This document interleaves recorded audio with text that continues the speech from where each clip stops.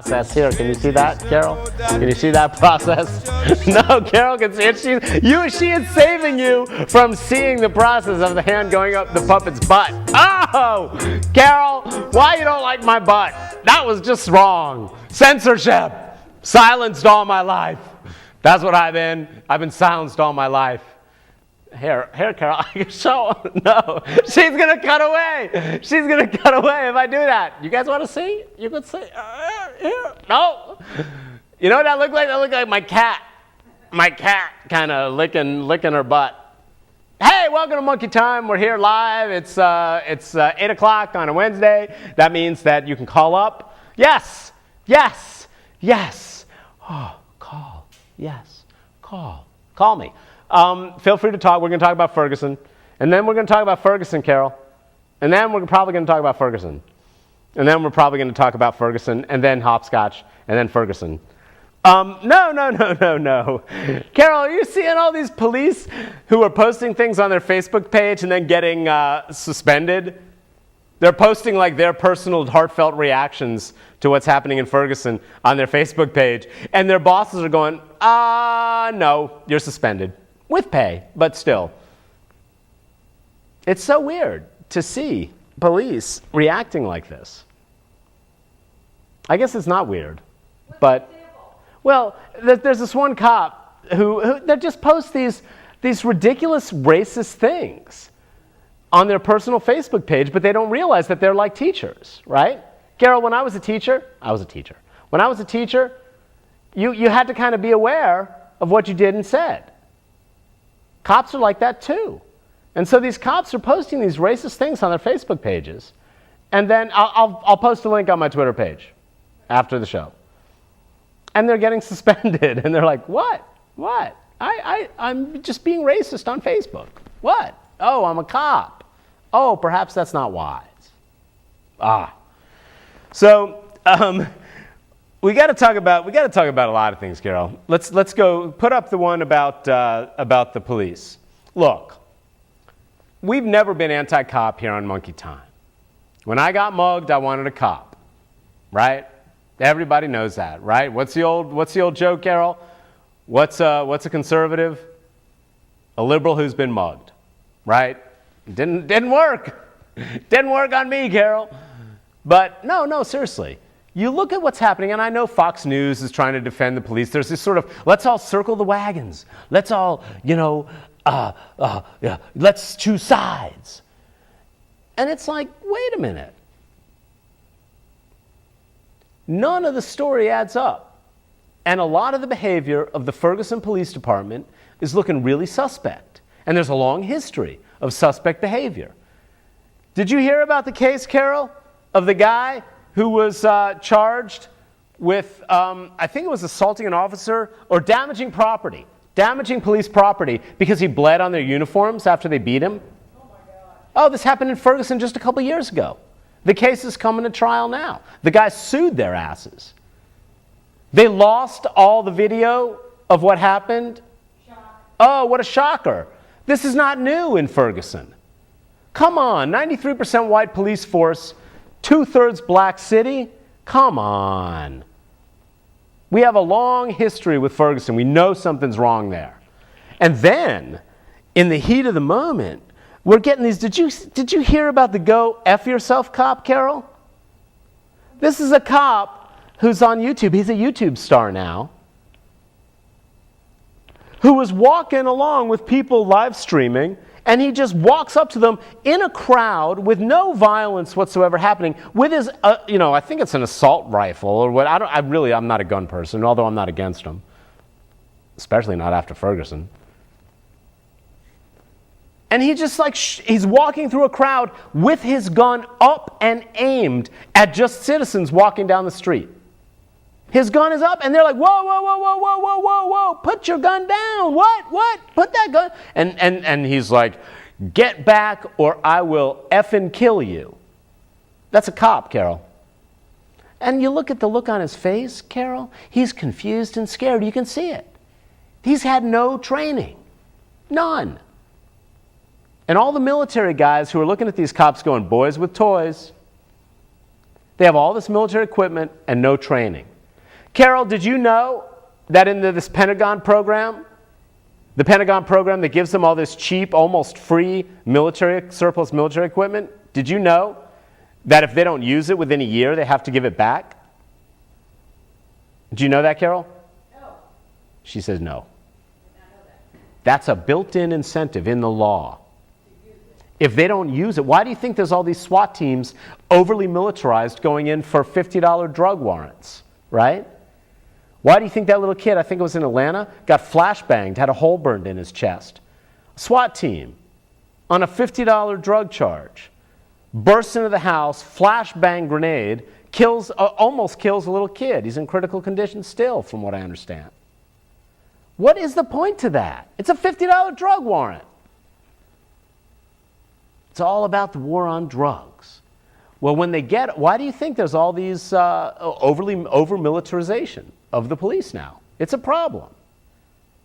Because it turns out the law that gives them the equipment says, no, really, I'm serious. It says if they don't use that equipment within a year, they have to give it back.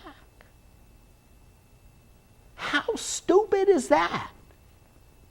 So this cop is walking through a crowd with this, rifle, assault weapon. I'm sure it's semi-automatic at least. That much I know. Right at people, pointing it at people in a peaceful crowd. Get back or I'll effing kill you. Right? And the guy's like, excuse me, you said you'll kill me? This is a brave mofo with a camera, Carol. You'll kill me? What's your name, officer? And the officer says, go F yourself. You've seen this, right? You've seen this video. Come on, if you're just watching Fox News, you really need to look at what's really happening with the video footage on the ground. I'm sure they're picking and choosing, but you should pick and choose the other side too. These cops are going nuts. They're undertrained. They don't know what they're doing. They're scared. They're out of their element. They're way over their heads. And instead of de-escalating, they escalate constantly. It's like that guy in St. Louis with a knife who was brandishing a knife against cops, right, Carol? They shot and killed him yesterday, right? And you're like, aren't you trained to deal? Yeah, I mean, you're fully armored. From what I understand, they were fully armored. The guy's got a knife. And you kill him? He's crazy. It might have been suicide by cop. They don't know.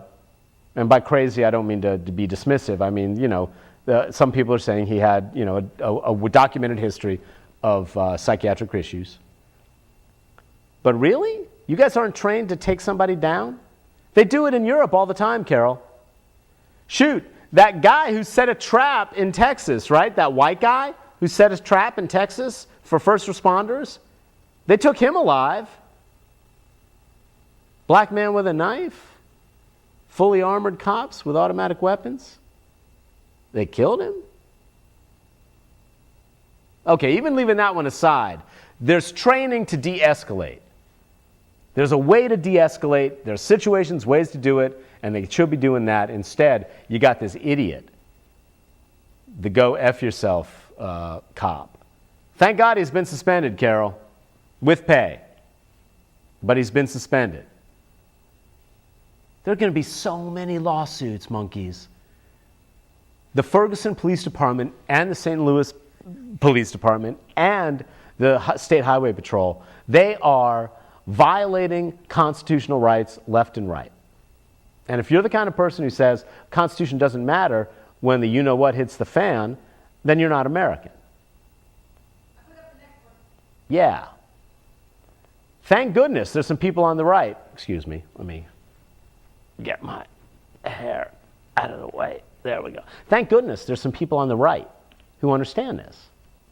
Libertarians and also just, diehard Second Amendment people. They don't like what they're seeing.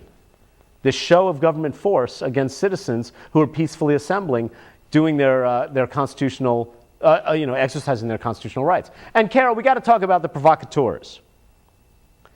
One person throws a water bottle. This was Sunday night, peaceful, 3 hours before the curfew.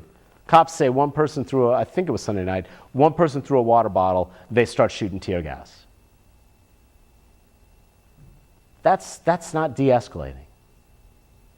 One person threw a water bottle from the crowd, and you attack with tear gas with no warning a crowd with children, mothers, grandmothers. You just throw tear gas at them, no warning, just for that. You're allowing one person. This is what happens in Israel and Palestine too, Carol. They have a ceasefire agreement, and all it takes is one idiot throwing off one little bomb, and everybody goes, oh, that's it, we're on, you people can't be trusted. One idiot. And you know what, Carol? Do you see my point, Carol? I do. You can't let one idiot throwing a water bottle force, quote unquote, you to start tear gassing a peaceful, an almost entirely peaceful crowd. You can't do that. That's wrong. That's not America. It's against the Constitution. You can't do it. We're going to see so many lawsuits against the Ferguson PD. Oh my God, Ferguson's going to go broke. Same thing happens in Israel, Palestine. Oh, we got peace negotiations, peace negotiations. One moron with a rocket launcher. Oh, no, you people, we're done. This peace negotiation's over. We're out. How stupid is that? There's always going to be that one moron. And you know what, Carol? The people on both sides of any conflict, who thrive on it, who get power, I get more power when there's bullets flying. Those people, they love to have the little morons firing rocket launchers or throwing glass bottles or fake Molotov cocktails or real Molotov cocktails. Who knows whether that Molotov cocktail the cops are throwing around or showing us is really what happened. And then, Carol, there's the provocateurs, the left-wing anarchists who came down from Chicago. Did you hear about them? There's all these communists from the Revolutionary Communist Party. Real jerks coming down. And the activists in Ferguson, the black activists, are shoving these people. Get out of our town. Get out of our protest. These Revolutionary Communist folks come down from big cities to these small towns. They did it with Trayvon Martin. They did it, with every other place. These Revolutionary Communist people, oh, yay, revolution! They come into a city that's got real problems, and then they start stirring crap up. Yeah, pigs, this and that. And then the cops use them as an excuse. But you know what, Carol? The cops don't even need the Revolutionary Communist Party coming into town, those asses. The cops don't even need those asses coming to town. You know why, Carol? They're ready to argue against whoever, but also they're ready to put somebody in the crowd to throw a rock. Provocateurs. We have don't laugh. Don't go, oh, that liberal claptrap, that paranoia. No. There's plenty of cases where we know in Seattle and in Vancouver, or maybe it was Toronto. I think it was Toronto. We see case after case after case of these people working for the police, throwing rocks to start things going so the police have an excuse to clamp down. We've seen it. We know it happens. We know the FBI did it in the 60s. These are facts. These are facts, monkeys. These are facts. We know it's a tactic in their playbook. They may not always use it. I don't know for sure that they're using it in Ferguson, but it's a tactic. Don't be an idiot. Don't be a baby. Don't be an ostrich with your head in the sand. Police use, I'm not saying for sure we know Ferguson's doing it, but we know that it's a regular tactic on the part of the police. They want to clamp down on a protest. They're looking for an excuse, so they get some kid, Carol, who they've got a drug charge on, or some kid that they've managed to infiltrate slightly a left-wing or anarchist group or whatever, and they say, now's your chance. We'll drop the charges against you if you throw a rock. We've seen it! Or they get some cop, some butch guy in army boots, whatever, to throw a bottle at the cops, and bam, we're done. We're going to be firing tear gas at babies and grandmothers. We know this happens. You think it's happening in Ferguson? I'm not going to demand that you believe me. I think it's happening in Ferguson. I think it's on the table, at least. It's one of the strategies they use to discredit a protest movement. But most of the protest has been nonviolent. You know, how do you stop people in a crowd if you're a nonviolent person, an activist, a grandmother, a longtime civil rights activist in town, voter registrar, whatever? How do you stop young thugs from going after the market and liquor, West Market and liquor store, where Michael Brown shoplifted those cigarettes and strong-armed that clerk, right? How do you stop people from raiding that?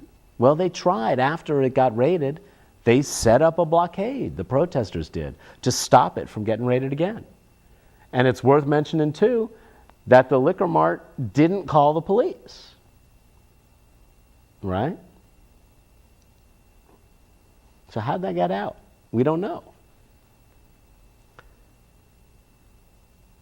Autopsy doesn't show any markings on Michael Brown's knuckles. So what's this orbital fracture crap we're hearing about Darren Wilson's head, the cop's head? Maybe when he shoved his door against Michael Brown and it bounced back, according to Johnson, the guy that was with Brown, and it bounced back, it hit him in the head. We'll see.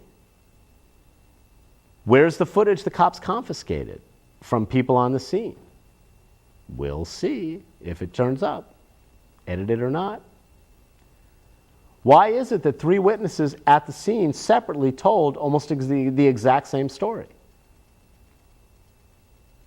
Why is it that a nurse has said she was not allowed to treat Michael Brown? Carol, that's disgusting. A nurse at the scene says the cops didn't even check to see if he was breathing. And I don't know if you're an emergency responder, you know ABCs, airway, breathing, circulation, right? That's what you do. Guy's lying shot in the street, nurse goes up and says, I'm going to check his airway, check if he's breathing, and I'm going to check his circulation. He's obviously bleeding out the head, among other places. Cops wouldn't let her. She says. Cops said no. They didn't even check if he was breathing. Have you seen the video footage of Darren Wilson pacing back and forth in front of the body, Carol? Oh, man, Darren Wilson. There's video footage of Darren Wilson pacing back and forth in front of the body, knowing he screwed up. They've had so much time to get their story together. We haven't heard a thing. Where's the incident report? Oh, it's tiny. It's a page or two. The incident report for the damn convenience store robbery is 10 times longer, Carol. Why didn't he call in a shooting, the cop, Darren Wilson? Why? So many questions. And the right-wingers who recognize this, instead of just going, oh, I hate black people, so I can't be on their side, and who recognize that despite the rioting, despite the handful of people who are being a real problem, the equal issue, at least, and I think the more important issue, is the cops tear-gassing people in their homes. There are people getting arrested in cars in their aunt's driveway, right? Sitting there. We're coming up on 6 minutes. You want to do hopscotch? Oh, really? We're 6 minutes. Wow. Okay. Yeah. Let's do. Keep going. What's next? Surprise me. Oh God, they're gone. They're done, Carol. Finally, they're done. Thank you, Jesus. Thank you, Jesus. They're gone. God. What a delight. They're finally gone. And thank goodness that they didn't pass. From what I understand, they did not pass that ridiculous cap on the ability of localities to raise their own sales taxes. Oh, Republicans are all about local control. Let's do local control, not centralized government, big brother, big nanny state. Oh, unless you're doing something we don't like, and then it's not about local control. Watch. They just approved the Republicans in charge of the Supreme Court and in charge of the Utilities Commission and everything, just approved Duke raising their rates. They're not saying it, but Duke doesn't want to pay for the cleanup of the coal ash. They've been coasting, from Democrats and Republicans alike, for decades on coal ash ponds. These ponds, there are 30 of them, over 30 of them, leaking coal ash chemicals into your groundwater now, currently. And Duke wants to make you pay for cleaning them up, even though Duke's hugely profitable. And they just approved a rate hike for Duke. today. Utilities Commission. Yay. Meanwhile, what's happening with the coal ash? Oh yeah, we may do a couple of them, the high priority ones. They're all high priority, all 30-something of them. It's all about getting ready for the election. Pat McCrory wants to have, Tom Tillis wants to have some signal that they did something on coal ash. So they did some minor thing that doesn't address the real issue. And on the same damn day, Utilities Commission approves Duke getting new rates, higher rates on you that they're going to use to pay for the coal ash cleanup. Ha! Congratulations. Oh, yes. Oh, my goodness. 2 weeks. 2 weeks. Hopscotch. A week? Let's see. Next week is what, Carol? Today's the 20th, so the 27th. Yeah. Next Saturday, I mean, we're talking 2 weeks. Hopscotch. I got to tell you. I got to tell you. Well, 2 weeks from this weekend. But I got to tell you, I've been talking to some high school kids, and they're like, God, I wish I could go. I wish I could go. I wish I could go. They can't afford $100 for a ticket. They can't afford $50 for a ticket, a lot of them. They're kind of crusty looking. There are free day parties, some of which might be all ages, if we could figure out which ones on the Hopscotch site, but some of which might be all ages. Free day parties, every day. Now, if you can afford it, do it. Buy a ticket. I've done it in the past. I'm volunteering this year, but buy a ticket. Hopscotch is great. Oh my God, is it great. Some of the best music you're going to see all year is going to happen in 2 weeks in Raleigh and Hopscotch. But if you can't afford a ticket, no shame in that game. There's free day parties every day of Hopscotch. We're coming up on 1 minute, and we have the road race to talk about. Oh yes, the road races. Okay. The city of Raleigh just, reduced the number of road races, or one committee did anyway, from 100 to 95. And they're still saying, Carol, that you can't have road races on the same route every other weekend. And that's annoying some of the people who have been doing races locally. And I'm sympathetic. They get these big, like, rock and roll marathon people from way out of town coming in claiming to be, not nonprofit, but donate their proceeds. Nobody checks to see what percentage of their proceeds get donated, right? And so the locals get crowded out. But one of the local people who does a road race here said she didn't really get why businesses, that businesses aren't complaining about us. And it's like, no, you're talking Saturday and Sunday, 2 busiest days of the week for a lot of businesses, and you guys are saying that, oh, we can only shut it down half the time? And this is spring and summer, Carol. Nobody road races in the winter, right? So 95 races in the spring and summer only? That's 26 weeks? That's like a road race every 3 weeks? You're telling me that's not cutting into business? The road race organizers, local and not, need to know that there's a serious negative impact their road races have on businesses all along their route. They never acknowledge that. Never. And Colin Campbell of the NNO never asked them a direct question. Hey, Colin, ask them a direct question. What do you think about the businesses who lose business along your routes? And what do you think about the fact that every other weekend you're destroying business on one of their busiest days of the week for months at a time during the running season? What do you think about that? And then give them the mic. Right? Road race organizers. Think about that. All right. We'll see you next week. And, God, follow me on Twitter. I'll point you some Ferguson stuff. Take care of each other.